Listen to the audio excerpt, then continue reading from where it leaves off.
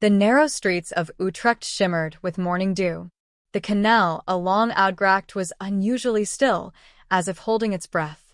At the far end of the street, hidden beneath a curtain of ivy, stood an old bookstore called Het Verloren Word, the Lost Word. Most people passed by without ever noticing it, yet it had been there for over 100 years. Inside, a boy named Elias de Vries traced his fingers along the spines of forgotten books. 16 years old, quiet, always watching, Elias wasn't like the others at his school. While they talked about weekend parties or the latest bands, Elias spent his afternoons with ancient maps and stories written in fading ink. His grandfather, Peter, owned the shop. He had once been a university librarian and had filled the store with rare volumes rescued from ruins, church attics, and estate sales. But in recent weeks, Peter had become different. He locked the cellar door, muttered to himself in a language Elias didn't recognize, and never let Elias touch a certain leather-bound book beneath the counter. It was on a Tuesday afternoon, when the air smelled like rain and moss, that Elias noticed something strange. The old church bell at Dom Tower, visible from the shop's upper window, had not rung in 3 days. No one mentioned it, not even the news. When Elias brought it up to his grandfather, Peter froze mid-sentence. That bell, he said quietly, was never meant to stop. That night, Elias couldn't sleep. Wind moaned against the windows like voices in an argument. He looked out across the rooftops. In the distance, something flickered behind the stained-glass window of the abandoned St. Martin's Chapel. A light, brief, then gone. The next morning, Elias returned to the shop to find his grandfather gone. No note. No sign of struggle. Just the leather-bound book, placed neatly in the middle of the counter, open to a page marked with red ink. The words were not in Dutch, nor English. They twisted and pulsed on the page like they were alive. Elias reached out, and the bell at Dom Tower rang. Once. Then silence. He turned towards the window. On the glass, written in frost, was a message. Do not look for him. But Elias had already made up his mind. He was going to find his grandfather, even if it meant descending into the forgotten tunnels beneath Utrecht. He stood in the center of the bookstore, the silence pressing against him like thick velvet. The book still lay open, the symbols writhing slightly as if disturbed by air he could not feel. He touched the edge of the page again, but it no longer moved. The red ink had dried into a dull rust. He knew he had to start somewhere. The last place his grandfather had been seen was here, in this room. Something in Elias's memory stirred. Peter had once mentioned an older part of the building, built atop even older stones. Foundations that predated the canal itself. He pushed back every rug, tapped on every floorboard, until he heard a hollow knock beneath the study desk. He pried the floor open with a crowbar from the supply closet. Dust spilled out. Beneath was a shallow cavity, filled with brittle paper and rotting cloth. At the bottom was a tightly rolled scroll, bound in faded red twine. It was a map, but not a map of Utrecht as Elias knew it. The canals were there, but wider, older. Some buildings were marked with red symbols, the same ones from the book. And beneath the city, drawn in thinner lines, were tunnels. Dozens of them. Some ended abruptly. Some coiled like spirals. One, marked with the same ink as the page from the book, led directly from the bookstore to the abandoned chapel. St. Martin's Chapel, the place where he had seen the light. He packed the map, a flashlight, and the book into his bag. As he stepped outside, the world felt different, like something ancient had stirred and was now watching. By the time Elias reached the edge of the chapel grounds, dusk had begun to settle. The chapel, once a proud cathedral, now stood like a hushed warning against the sky. Ivy strangled its spires. The stained-glass windows were cracked, yet a faint glow still pulsed from within.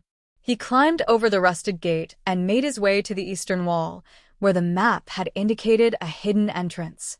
He found it, a small, arched doorway beneath a carved relief of 2 figures holding a bell between them. The stone was cold. When he pushed the door open, it groaned as though it had not moved in centuries. The smell hit him first, wet earth, decay, old books, and something else, something metallic. He descended the narrow staircase with careful steps. It spiraled downward for longer than it should have. The walls were lined with empty alcoves, as if something had once lived there and had now moved on. At the bottom, he found a door of dark iron with no handle. But the moment he placed the book against it, the door creaked open. Inside was a chamber filled with shelves of unreadable tomes, candles that still burned though no one had lit them, and at the center, A bell. hanging from chains that disappeared into darkness above. It was ancient, blackened with age, carved with symbols. Elias stepped closer, and the bell rang again. Twice. From somewhere far above, the stained glass window shattered. The echo of the second bell faded like a ghost sighing through stone. Elias did not move. Dust rained from the ceiling above, and a faint humming began to rise in the chamber, as if the very air had awakened. The bell had rung on its own, but he had been warned. The message on the window: "Do not look for him." Elias gripped the map tighter. Behind the bell, a low passageway led deeper underground, just as marked on the scroll. He stepped through it, the stone pressing in on both sides. The air grew colder. The walls now bore carvings, ancient, deliberate. Figures bent in reverence to something unseen above. Bells drawn with red paint. Eyes scratched into the stone. He passed through a rusted iron gate and entered what looked like a crypt. Stone coffins lined the walls, each sealed with heavy lids and draped in faded red cloth. As Elias stepped forward, one of the coffin lids creaked open. Nothing emerged, but inside, carved into the underside of the lid, was a message written in the same red ink as the book. Only the silence can save him now. A low sound echoed behind him. A breath. Or a whisper. He turned sharply. No one. His torch flickered. Then, from one of the deeper alcoves, a voice. Elias. Soft. Familiar. Close. Grandfather? No answer. He ran forward, following the voice into a narrow hall that curved and narrowed. It led into a circular vault lined with bells of various sizes, none of which hung from ropes. They floated, suspended in midair. As he stepped inside, the bells began to rotate slowly. Then one of them rang. It was not sound. It was memory. His 6th birthday. Laughter. Cake. Another bell rang. A darker memory. His mother's absence. The ache. Another. His first dream of a tall, faceless figure standing beneath Dom Tower. He dropped to his knees. The memories clanged against his mind, each bell louder than the last. Then all at once, they stopped. Silence fell like a hammer. And in that silence, Elias heard it. Breathing. Not his own. He turned his torch. At the far end of the vault stood a man. Tall. Motionless. Dressed in a red coat that seemed to shimmer like candlelight. His face was hidden beneath a black veil, and his hands were gloved. In one, he held a key made of black metal. In the other, a fragment of the same red twine from the map. "You should not have come," the man said softly. Elias rose to his feet, unsure whether to run or speak. "Who are you?" he asked. The man tilted his head. "A keeper of doors that were meant to stay shut." "Where is my grandfather?" He broke the silence. Elias clenched his fists. "What does that mean?" The man stepped forward. "You have opened what should not be opened. But there is still time. Leave the book. Leave this place." The bells overhead began to spin again. Faster this time, vibrating. "I need answers," Elias said. The man extended the key. "Then unlock what he sealed. But know this, every answer requires a price. And some knowledge cannot be forgotten." Elias reached for the key. The man dropped it. Before Elias could catch it, it hit the floor, and the chamber fell into darkness. All the bells rang at once. And then, silence. When the torch flickered back on, the man was gone. But on the ground, beside the key, was something else. His grandfather's watch. Still ticking. Elias pocketed the watch and the key. The ticking grew louder the deeper he walked into the next corridor. The walls here were no longer stone but wood, warped with time and damp. It felt like walking through the ribs of a great beast. The passage opened into a rotunda lit by a single oil lamp, as if someone had just been there. On the walls were portraits, Dozens of them. men and women in Utrecht clergy robes, their faces obscured with black paint. Only one was untouched. His grandfather. Younger, eyes bright, standing beside a much younger version of the man in red. Beneath it, a brass plaque. Peter de Vries, Bellmaster of the Ninth Circle. Elias whispered the words. Ninth Circle. There had been no mention of this in his grandfather's stories. But as he studied the portrait, he noticed something strange. The eyes of the painted man moved. Just slightly. As if the painting were watching him. A cold breeze slipped through the cracks. Then the lamp flickered. Footsteps. Elias spun around. No one. But the painting had changed. The man in red was now pointing at a wooden panel in the wall. Elias approached it slowly and pushed. It clicked, revealing a stairwell spiraling downwards. On the third step, a single candle flickered to life. Then another. Then another. As he descended, the door shut behind him, and from far below came the slow, rising sound of a bell. Not one that rang, but one being built. The stairs ended in a cavernous space hollowed from the rock beneath Utrecht. A forge glowed faintly in the distance, casting shadows across the walls. The air was thick with soot and the sharp tang of molten metal. At the center stood a massive, incomplete bell. Its body was cracked. Symbols had been scratched into its surface, some identical to those in the book. Beside it, scattered across a work table, were tools, blueprints, and several melted wax seals. Elias stepped closer. Each hammer, chisel, and mold bore the initials PDV. His grandfather had been here. Above the forge, carved into the stone, was a phrase in Latin. Silens invenit lucem. The silence finds the light. He flipped through the leather-bound book. A page near the end glowed faintly. It displayed the same Latin phrase, followed by what looked like instructions for forging a bell, except the alloy required ingredients that could not exist: silver drawn from starlight, iron from a forgotten name, and breath taken at the edge of death. Elias stared at the incomplete bell. The metal trembled. Then, from the shadows, a voice whispered. He tried to finish it. Elias turned. A girl, no older than himself, stood at the edge of the forge. Pale skin, a coat stitched from old library pages. Her eyes shimmered with reflected light. He needed silence, she said. But the city is never silent. So he came down here to listen. Who are you? Elias asked. I am what he left behind. She walked over to the table and handed him a small jar. Inside was a silvery dust that swirled without motion. Starlight. He managed to capture some. What happened to him? She looked at the bell. He rang it. Once. It called something back. A loud crack echoed from above. Dust fell from the ceiling. He's still down there, she whispered. But he's not alone. The ground shook. From the darkness beyond the bell, something stirred. The girl grabbed Elias's hand. We have to go. Now.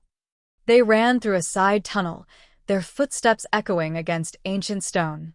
The walls narrowed as they descended further into the earth, where the canal water had long since dried, leaving only bones and broken lanterns. The city was built over another city, the girl explained breathlessly. A place older than Utrecht. Older than names. Elias held tightly to the book, now warm in his hands. What's her name? He asked. She hesitated. I was once called Margaret. They reached an old train platform deep underground. A rusted tram sat dead on the rails, its windows shattered. Moss grew from the seats inside. That bell, what did it call back? Margaret turned to him. Not what? Who? A noise rolled through the tunnel. A low, hollow clinging sound. Not a bell, but something pretending to be one. She motioned for him to hide. They crouched behind a row of stone columns. The sound grew louder. Then they saw it. A figure moving without walking. Dressed in robes made of faded prayers, its head replaced by a rusted bell. It moved in slow jerks, as if pulled by strings. Margaret didn't breathe. Elias's watch ticked. The figure paused, tilted its bell-shaped head. Then, without warning, it let out a chime. Elias's ears rang. Visions flooded his mind, his grandfather, bound in red ropes, whispering something Elias could not hear. Then it passed. The figure disappeared into the tunnel. Margaret turned to Elias. "We cannot be seen by them again, or you will forget who you are." They made their way to what appeared to be an old maintenance shaft. Margaret pulled aside a rusted panel to reveal a narrow corridor filled with broken gears and hanging pendulums. "This place belonged to the last clockmaker of Utrecht," she said. "He built more than timepieces. He built defenses." The hallway opened into a chamber where an enormous mechanical clock filled the room. Its hands were still moving, but in reverse. Elias looked around in awe. Dozens of smaller clocks filled the shelves. Each one ticked at a different rhythm.